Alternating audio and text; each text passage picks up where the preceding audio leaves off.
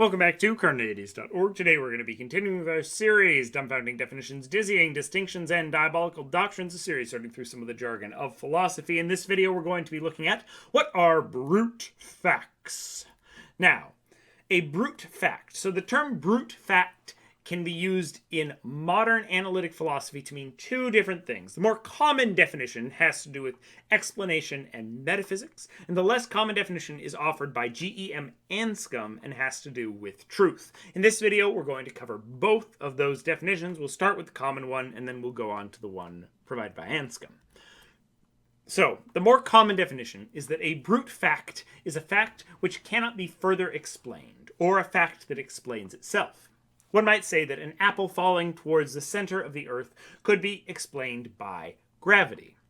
But going a step farther, the fact of gravity itself is a brute fact. There is no further explanation that can be offered for why gravity attracts rather than repels, why gravity exists, why does gravity pull objects towards each other.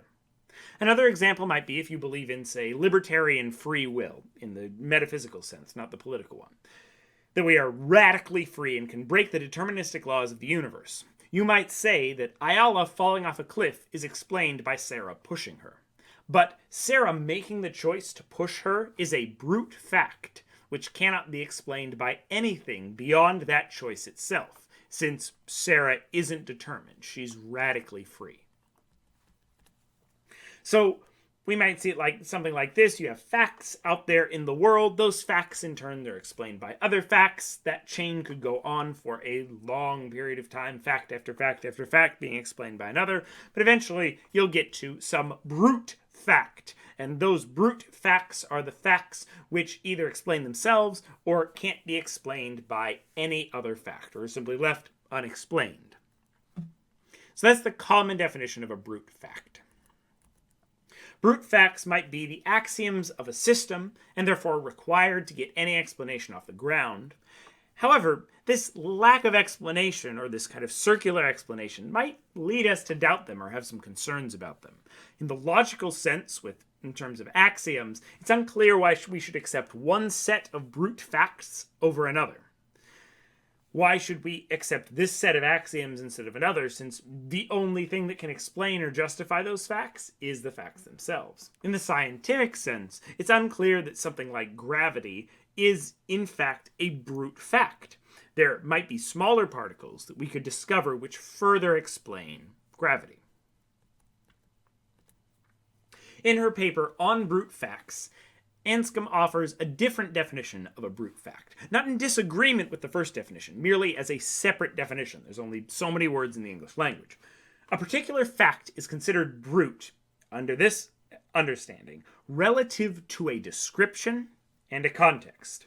So, note, in this definition, we have three things. We have the fact, which is the state of affairs in the world. We have a description, which is a statement, and a context.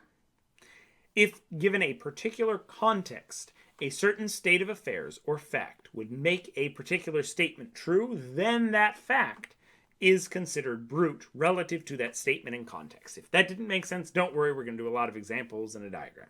So, for example, Ayodeji giving a few bills to Tuvan in one context, where Ayodeji is a passenger and Tuvan is a driver, might be brute relative to the statement, Ayodeji paid his bus fare.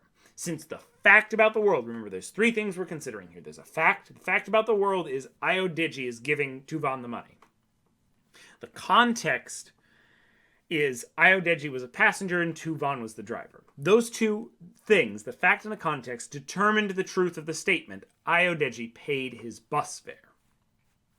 So, because the fact of the world and the context determined the truth of the statement, that means that the fact is brute relative to that context and that statement.